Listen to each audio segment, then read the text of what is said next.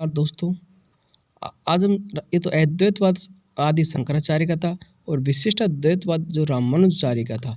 जो संत साहित्य था वो संत साहित्य अद्वैतवाद से बहुत प्रभावित है और विशिष्टवाद से, तो इनके बारे में अध्ययन करेंगे। देखो, अद्वैतवाद के प्रवर्तक कौन थे? आदि शंकराचार्य माना जाता।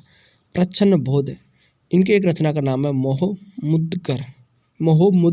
ये मोहमुद्गर पुस्तक किसकी थी? शंकराचार्य, आदि शंकराचार्य इसको कहते हैं। और इसकी एक रचना का नाम है मोहमुद्गर पुस्तक है। किसकी? शंकराचार्य की पुस्तक का नाम है मोहमुद्गर पुस्तक है।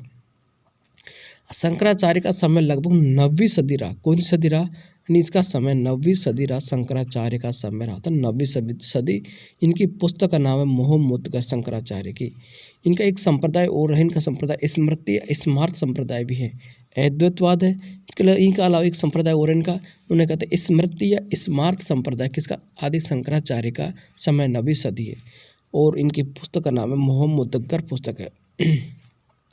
जो रामानुजाचार्य के विशिष्ट अद्वैतवाद और विशिष्ट अद्वैतवाद के प्रवर्तक कौन है? रामानुजाचार्य। विशिष्ट अद्वैतवाद है, राम बहुत विशिष्ट थे, तो ऐसे याद हो जाएगा, राम बहुत विशिष्ट, रामानुजाचार्य जो विशिष्ट अद्वैतवाद।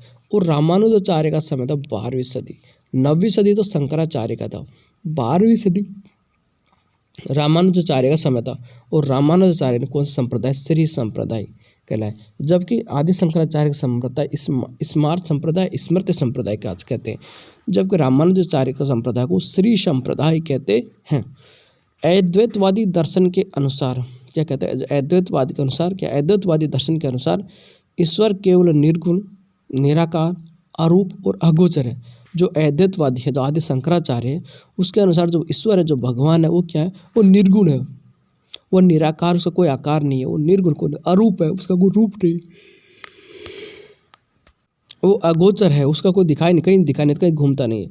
तो अद्वैत दर्शन के अनुसार ईश्वर क्या? निर्गुण, निराकार और अरूप है।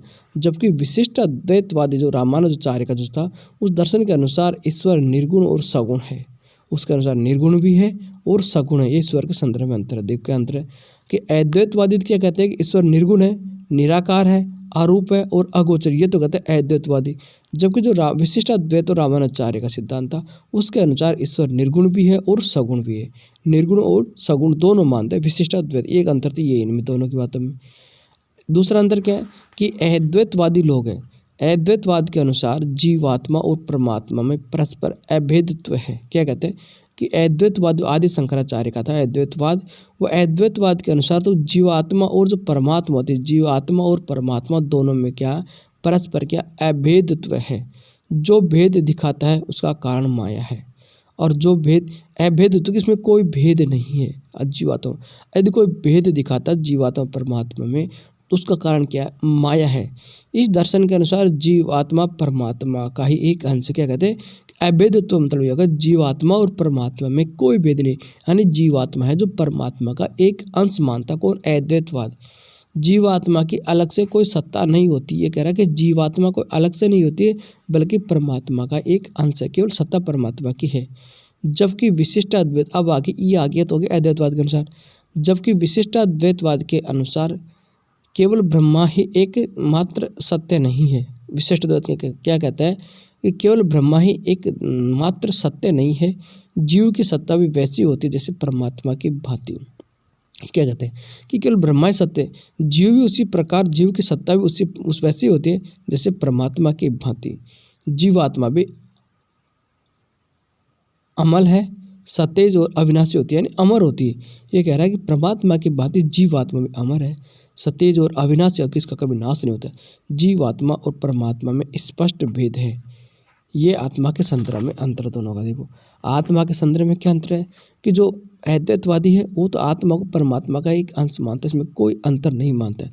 जबकि विशिष्ट अद्वैतवाद आत्मा और परमात्मा में भेद मानता है कि आत्मा भी अलग है, आत्मा भी उसी के अनुसार है, अविनाशी, नष्ट होती है, अमर होती है उसी अनुसार, ठीक है, परमात्मा के अनुसार। तो दोनों में भेद मानती है, ये भेद अंतर है। अद्वैतवाद के अनुसार, अद्वैतवाद के अनुसार ये जगत क्या? मिथ्या है और ब्रह्म सत्य है। क्या कह रहा है? अद्वैतवादी लोग कहते हैं कि ये जगत क्या? झूठा है, संसार मिथ्या है, कोई मतलब नहीं है, और ये ब्रह्म है, ये ब्रह्म क्या? सत्य है। ये कहते हैं अद्वैतवाद। अद्वैतवाद के अनुसार ये संसार मिथ्या, असत्य, क्षणभंगुर, नाशवान। क्या कहते हैं? अद्वैतवादी लोग मानते हैं कि संसार है ना कभी भी नष्ट होता, क्षणभंगुर है, ये मिथ्या है, ये असत्य है, ये नाश, इसका नाश हमेशा होना है, ये सत्य, ये बात अद्वैतवाद कहते हैं। जबकि विशिष्ट अद्वैतवाद क्या कहता है कि अनुसार संसार सत्य है, ये संसार क्या सत्य है, ये कहता है विशिष्ट अद्वैतवाद अनुसार, और अविनाश, इसका कभी नाश नहीं होगा।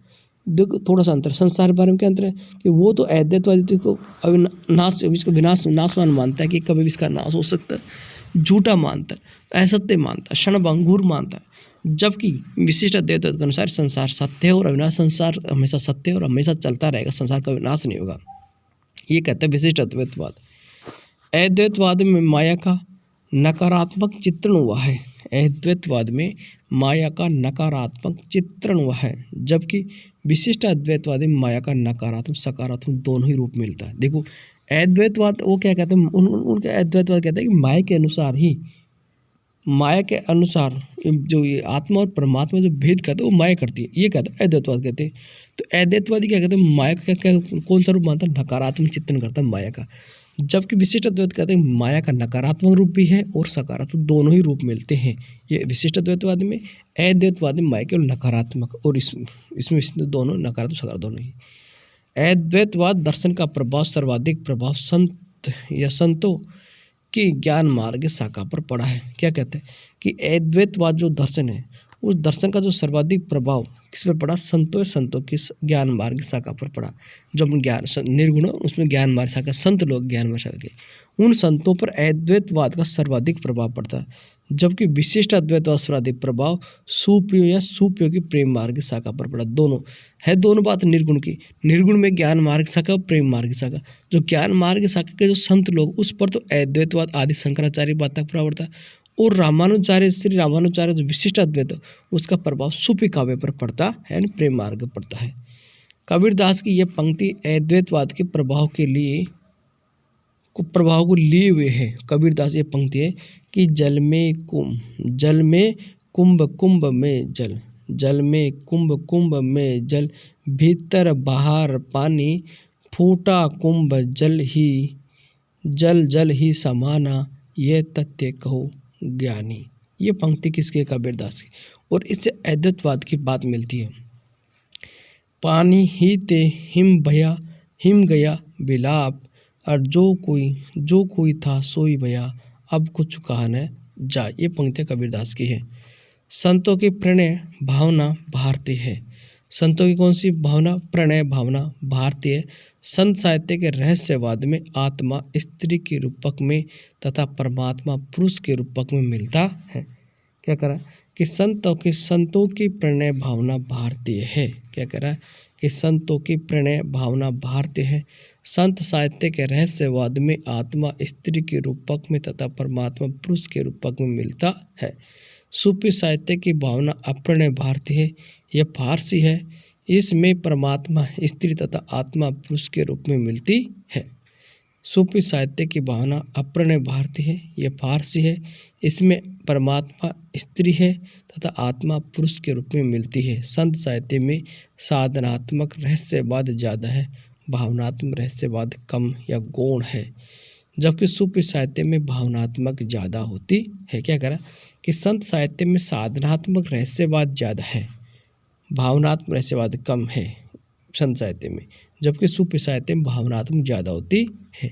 थैंक यू दोस्तों, जानकारी अच्छी लगी तो हमारे चैनल को